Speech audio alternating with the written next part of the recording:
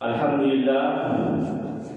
لله نحمده ونستعينه ونستغفره ونؤمن به ونتوكل عليه ونعوذ بالله من شرور انفسنا ومن سيئات اعمالنا من يهده الله فلا مضل له ومن يضلل الله فلا هادي له ونشهد ان لا اله الا الله وحده لا شريك له ونشهد ان محمدا عبده ورسوله.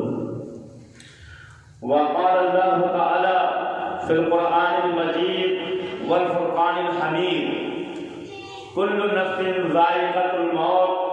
صدق الله ورسوله النبي الكريم ونحن على ذلك لمن الشاهدين والشاكرين. والحمد لله رب العالمين. صلاة وسلاما على رسول الله صلى الله عليه وسلم. وصلى الله تعالى على خير خلقه محمد وآله وأصحابه وذرياته وأهل بيته أجمعين برحمتك يا أرحم الراحمين.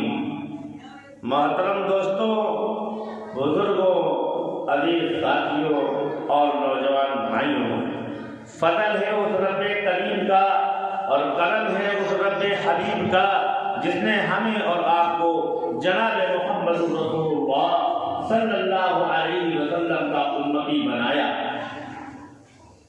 اور اللہ کے پیغمبر صلی اللہ علیہ وسلم کی نمائندگی ہمیں اور قیامت تک آنے والے تمام انسانوں کو جو اللہ تبارک و تعالیٰ کے خاص بندے ہوں گے اور اللہ تبارک و تعالیٰ کے برگزیدہ بندے ہوں گے اور اللہ تبارک و تعالیٰ کے محبوب بندے ہوں گے، انہیں قیامت تک جناب محمد رسول اللہ صلی اللہ علیہ وسلم کی گائیڈنگ یعنی رسول اللہ صلی اللہ علیہ وسلم کی تعلیم ملتی رہے گی. میرے محترم دوستوں اور بزرگوں، اگر گائیڈ کرنے والا گائیڈر، اگر رہبری کرنے والا رہبر، اگر دیکھ بھال کرنے والا اگر اعلیٰ ہے، افضل ہے، تو پھر وہ جس قوم کا رہبر ہو جاتا ہے، جس قوم کا گائیڈر ہو جاتا ہے، وہ قوم روز روشن کی طرح چمکنے لگتی ہے. بس شرط یہ ہے کہ ہم اور آپ جناب محمد رسول اللہ صلی اللہ علیہ وسلم کے طریقہ کار کو اپناتے رہیں اور اللہ تبارک و تعالیٰ ان کے بتائے ہوئے طریقے پر اپنی زندگی کے ہر لمحات کو اور اپنی زندگی کے ہر منٹ اور سیکنڈ کو اور اپنی زندگی کے ہر جو ہے گوشوں کو نبی پاک علیہ السلام کی سنتوں سے مزین کرنے میں اور رسول اللہ صلی اللہ علیہ وسلم کی تعلیم کو اپنا لینے، تو پھر ہماری دنیا اور آخرت دونوں سنور جائیں گی. دنیا یہ فانی ہونے والی ہے، یہ دنیا ختم ہونے والی ہے، اور خود اللہ تبارک و تعالیٰ ارشاد فرماتے ہیں کہ کل نفس ذائقۃ الموت، ہر جاندار کو موت کا مزہ چکھنا ہے. اب وہ جاندار چاہے مرد ہو، عورت ہو، چھوٹا ہو، بڑا ہو، امیر ہو، غریب ہو، پیسے والا ہو یا پیسے والا نہ ہو، ہر ایک کو موت عام کر رہے گی. موت سے نہیں بچنا. ارے جو ہماری اور آپ کی روح قبض کرنے والے جو فرشتے ہیں جن کو ملک الموت کہتے ہیں، جن کا نام ہے اسرائیل علیہ السلام، 4 فرشتے مقرب ہیں نا، 4 فرشتے مقرب ہیں. سب سے پہلے حضرت جبرائیل علیہ السلام، دوسرے نمبر پر حضرت اسرافیل علیہ السلام، اور تیسرے نمبر پر حضرت میکائیل علیہ السلام، اور چوتھے نمبر پر حضرت اسرائیل علیہ السلام. تو ان 4 فرشتوں میں جو اسرائیل علیہ السلام ہیں، ان کا کام صرف اتنا ہے کہ وہ ہر جاندار کی موت نکالیں، ہر جاندار کی روح کو اللہ تک پہنچواتے ہیں. کہاں تک پہنچاتے ہیں؟ اللہ. جسم نہیں پہنچاتے ہیں. जिस्म से कोई मतलब नहीं है। आप जिस्म को चाहे गंगा में बहा दे, आप जिस्म को चाहे कब्रिस्तान में दफन कर दे, आप जिस्म को चाहे किसी म्यूजियम में रख दे, आप जिस्म को चाहे तहस नहस कर दे, आप जिस्म को चाहे कुछ भी करें, आपके जिस्म से अल्लाह को कोई लेना देना नहीं है। क्योंकि जब फर्स्ट टाइम अल्लाह तुम्हारे जिस्म को बना सकता है तो वो दूसरी मर्तबा भी बना देगा, वो दूसरी मर्तबा भी बना लेगा। रूह का असल मामला है, और रूह निकालनी ये मलकुल मौत का काम है। और मलकुल मौत रूह निकाल कर फरिश्तों को दे देते हैं, खुद नहीं ले जाते हैं। इतना टाइम का है मलकुल मौत को। ये मलकुल मौत अलैहिस्सलाम इंसान की मौत रूह निकाल कर दूसरे फरिश्तों को दे देते हैं और कहते हैं ले जाओ। वो भी फरिश्ता ले नहीं जाता है, वो दूसरे फरिश्ते। कभी आपने स्लेट पढ़ते हुए देखा है? अब तो मशीनों का दौर आ गया है, लेकिन अब भी लेबरों से पढ़ती हैं। कहीं कहीं मशीनें नहीं जा पाती हैं तो लेबर ही डालते हैं। तो आपने स्लेब डालते हुए देखा होगा, तो स्लेब का मसाला जहां बन रहा होता है, वहां से जो मजदूर उठाता है मसाला, वो ऊपर नहीं ले जाता है, वो ऊपर नहीं ले जाता है, वो अपने आगे वाले को दे देता है, आगे वाला अपने आगे वाले को दे देता है, अपने आगे वाला अपने आगे को दे देता है। इस तरह धीरे धीरे वो स्लेब तक पहुंच जाता है। ऐसे नहीं है, बिल्कुल रूह का भी मामला पहुंचाने का ऐसे ही है। आकाए तो जहां ताजदार मदीना जनाब मोहम्मद रसूलुल्लाह सल्लल्लाहु अलैहि वसल्लम इरशाद फरमाते हैं, तुम्हारी रूह अगर अच्छी है, तुम्हारी रूह अगर सुन्नतों से भरी हुई है, तुम्हारी रूह अगर पाकीज़ा है, तो तुम्हारी रूह को अच्छे फरिश्ते अल्लाह तक पहुंचाते हैं। और अगर तुम्हारी रूह गंदी है तो फिर याद रखो, तुम्हारी रूह को, जैसे फुटबॉल देखा आपने, जो पैर से खेला जाता है, बड़ा मैदान में फुटबॉल जो है वो पूरे मैदान में घुमाते थे, वो उधर से मारा, उधर से मारा, उधर से मारा, यानी कहते नहीं कि जिंदगी क्या तुम्हारी बिल्कुल फुटबॉल हो गई। मिसाल देते हैं लोग कि जिंदगी क्या हो गई तुम्हारी, बिल्कुल फुटबॉल हो गई, न घर के न घाट के। अजीब कंडीशन है।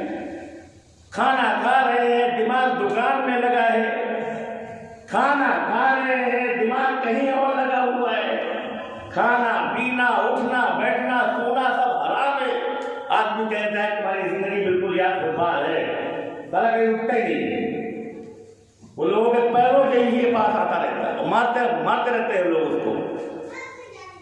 तो अगर इंसान की रूह पाकीज़ा नहीं है तो फिर उस इंसान की रूह को फरिश्ते हाथों हाथ नहीं ले जाते हैं, बाकी उसको एक पुराने कपड़े में लपेट कर और फेंक दी जाती है, अल्लाह के दरबार में फेंक दी जाती है। अल्लाह जान जाता है ये कोई मगरूर आदमी की रूह आई है, ये कोई क्षेत्र का बहुत बड़ा कोई है कोई है पैसे वाला, कोई है अमीर घराने का रहने वाला, है कोई ऐसा शख्स जो न रसूलुल्लाह की मानता है और न अल्लाह की मानता था, ये है कोई मगरूर। देखो ये कौन है, फला चल मालूम ये हुआ कि जब उसकी रूह की इंक्वायरी हुई तो पता चला किसी चौधरी की रूह है, चौधरी की रूह है। चौधरी जैसे मक्के का वो चौधरी था, क्या नाम था उसका? अबू जहल। क्या नाम था? वो मक्के का चौधरी था, बहुत बड़ा चौधरी था वो, छोटा मोटा चौधरी नहीं था, बहुत बड़ा। हुजूर पाक ने जब फरमाया कि ए अबू जहल ईमान ले आओ, जैसे आज उलमा समझाते हैं नमाज पढ़ लिया करो, रोजा रख लिया करो, ये जो शराब में वागेरा करते हो मत करो यार, یہ جو کمکمے ٹانگ رہے ہو، کیوں ٹانگ رہے ہو کمکمے؟ اپنے شب بارات کو یعنی 15ویں شب کی رات کو قرآن و حدیث سے مزین کرو، اپنے گھروں کو قرآن و حدیث سے مزین کرو، یہ کمکموں سے نہیں۔ صحابہ نے نہیں کیا ایسا، ان کو منع کرو تو وہ نہیں سنتے، وہ ٹانگ رہے تو ٹانگ رہے، وہ سنتے نہیں ہیں۔ کیوں؟ اس لیے نہیں سنتے میرے محترم دوستوں اور بزرگوں، جب انسان کی کسی چیز کی عادت پڑ جاتی ہے، عادت تو جاتی نہیں، پھر عادت نہیں جاتی ہے۔ پڑ گئی جھوٹ بولنے کی عادت، تو وہ کاروبار میں تو جھوٹ بول رہا ہے، بھیا یہ کتنے کا ہے، یہ پڑے گا پورا 700 کا، بھیا یہ نیم کا ہے نا، کچھ کم کر، ارے لاگت نہیں آئی، کیسے کم کر دیں گے؟ جب لاگت ہی نہیں ہے تو کہاں سے کم کر دیں گے؟ میرے محترم دوستوں اور بزرگوں، حضور پاک علیہ السلام نے ارشاد فرمایا تجارت کرو، کیونکہ تاجر سے اللہ بہت خوش ہوتا ہے، تاجر سے بہت خوش ہوتا ہے، لیکن اپنی تجارت کو رسول اللہ کے طریقے پر کرو۔ کس کے طریقے پر کرو؟ رسول اللہ کے طریقے پر کرو۔ رسول اللہ بھی تاجر تھے کپڑے کے، صدیق اکبر بھی تاجر تھے کپڑے کے، عمر بن خطاب بھی تاجر تھے، عثمان غنی بھی تاجر تھے، علی مرتضیٰ بھی تاجر تھے، کعب بن مالک بھی تاجر تھے، سلمان فارسی بھی تاجر تھے۔ اکثر صحابہ تجارت کیا کرتے تھے، اکثر صحابہ تاجر ہوا کرتے تھے، لیکن ان کی تجارت اللہ اور اس کے رسول کے مطابق چلتی تھی۔ تو میں آج کیا کر رہا تھا؟ آج میں یہ کر رہا تھا کہ انسان نے اپنی زندگی کو فٹ بال بنا لیا ہے۔ کیا بنا لیا ہے؟ فٹ بال بنا لیا ہے۔ دوسری بات میں نے یہ عرض کیا کہ جو روح ہے وہ پاکیزہ ہے، تو فرشتے ہاتھوں ہاتھ بہت ہی ادب کے ساتھ اللہ کے دربار میں لے جاتے ہیں۔ اور اگر روح ناپاک ہے، اچھا یہ روح پاک کیسے ہوتی ہے اور ناپاک کیسے ہوتی ہے وہ بھی بتاتا چلوں میں۔ یہ روح ناپاک کیسے ہوتی ہے اور روح پاک کیسے ہوتی ہے؟ آپ بالٹی میں دودھ لے لیجیے، دودھ پاک ہے، اس میں گندگی ڈال دو کچھ، ناپاک ہو گئی، وہ گندا ہو گیا۔ اسی طرح آپ کی روح ہے، آپ کی روح جب دنیا میں آئی تو بالکل پاک، بالکل پاک ہے، کوئی خرابی اس میں نہیں ہے۔ لیکن اب آپ نے کیا کیا؟ بھئی انسان ہاتھوں سے چوری کر رہا ہے نا، چوری کر رہا ہے، ہاتھوں سے کر رہا ہے نا، فیلما ہاتھ کی طرف جا رہا ہے، پیروں کے ساتھ جا رہا ہے۔ یہ بھیا اگلی سب خالی ہے، اگلی سب کہاں پہ ہے؟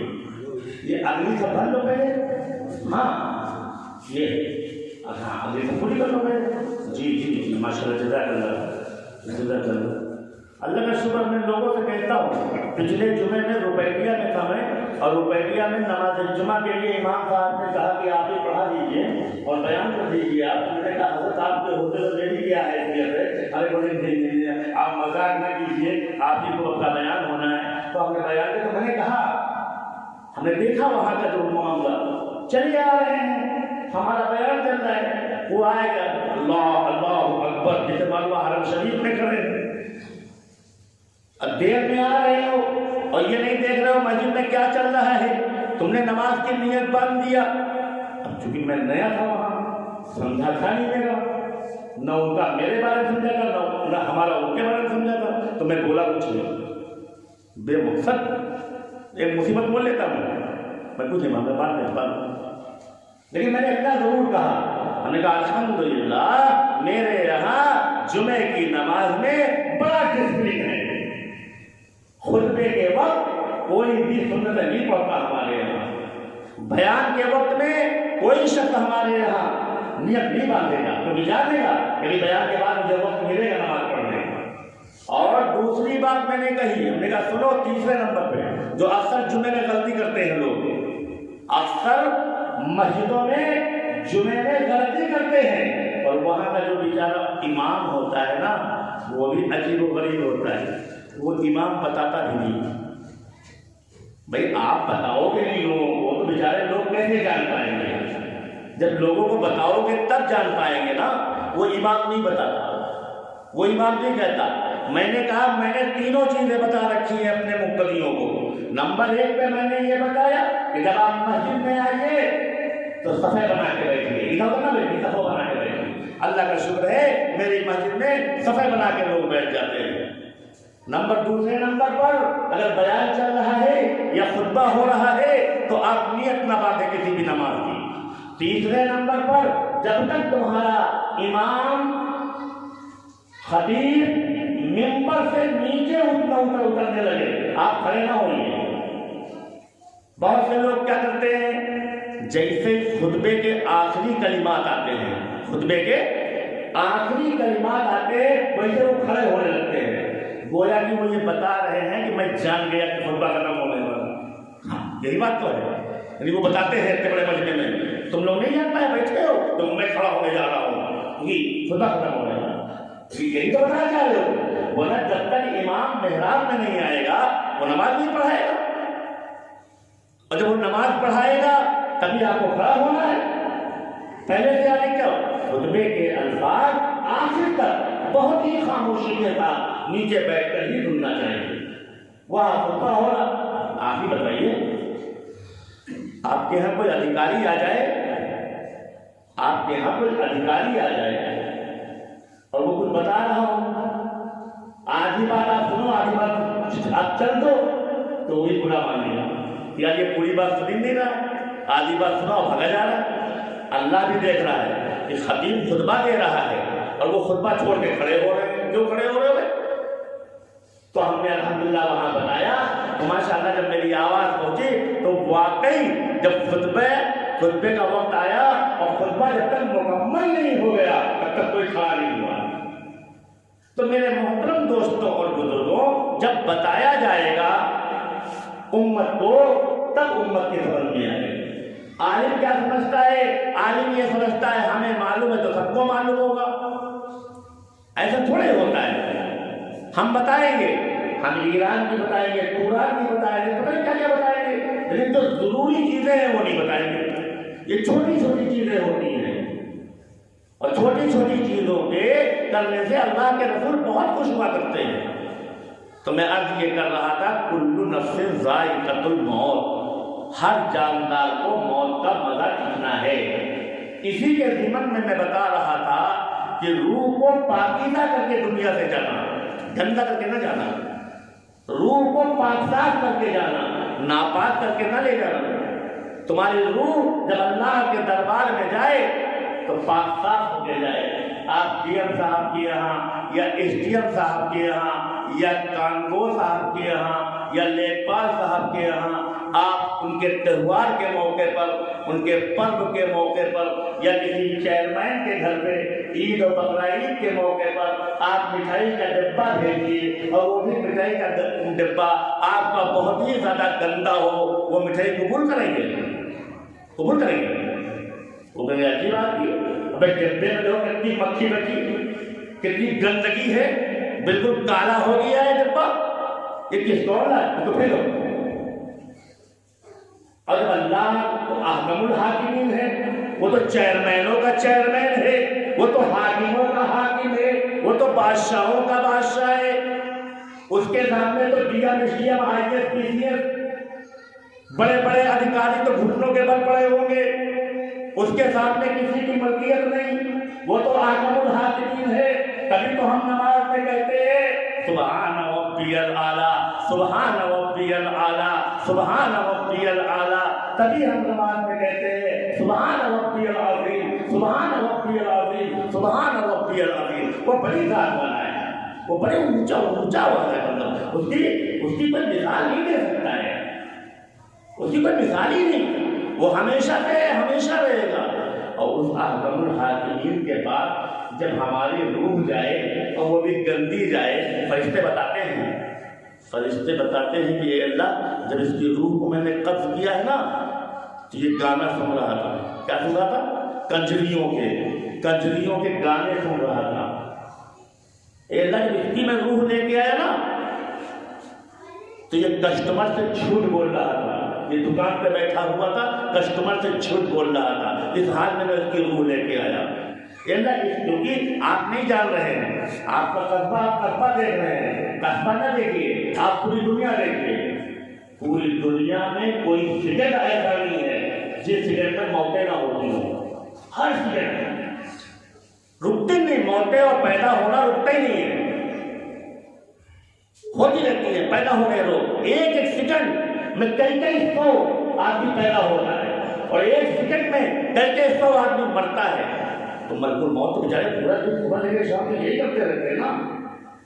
اور جب ہماری روح اللہ کے دربار میں جائے اور اللہ تبارک و تعالیٰ پوچھے تو کم سے کم یہ کہتا ہوا فرشتہ ملے کہ اللہ جس وقت میں لینے گیا تھا اس کو، یہ نماز پڑھ رہا تھا، یہ نماز پڑھ رہا تھا، یہ مسجد میں تھا، یہ قرآن پڑھ رہا تھا، یہ روزے کی حالت میں تھا، یہ درود پڑھ رہا تھا، یہ اللہ اللہ کر رہا تھا، یہ صحابہ کی تعلیم بیان کر رہا تھا۔ تو اللہ کہیں گے اچھا لیا ہے تو اس کو جنت کا دروازہ کھول دو، اس کو لٹا دو اور اس سے کہہ دو سو جاؤ تم، اور جنت کا دروازہ کھول دو تاکہ جنت کے اندر کی ہوائیں آئے کی طرف۔ تو میرے محترم دوستوں بزرگوں، اگر ناپاک روح پہنچی اللہ تو اللہ یہ فرماتا ہے اس کو سونے مت دینا، اس کی سر پہ مارنا، سر پہ، یہ دماغ سے بہت سوچتا ہے نا، اس کے سر پہ مارتے رہنا، اور جہنم کی کھڑکی کھول دو، جہنم کی کھڑکی کھول دو تاکہ جو آگ کی لپٹیں ہیں وہ اس کی طرف آتے رہیں اور اس کی گرمی اور اس کی شدت سے یہ بوکھلاتا رہے۔ میرے محترم دوستوں اور بزرگوں، کل نفس ذائقۃ الموت، ہر جاندار کو موت کا مزہ چکھنا ہے، کوئی نہیں بچنے والا ہے۔ اسی لیے یاد رکھو مرنے سے پہلے ہمیں موت کی تیاری کرنا ہے۔ اللہ تبارک و تعالیٰ ہمیں اور تمام امت محمدیہ کو اپنی پاکیزہ روح بنانے کی توفیق عطا فرمائے۔ وآخر دعوانا الحمدللہ رب العالمین وما علینا الا البلاغ۔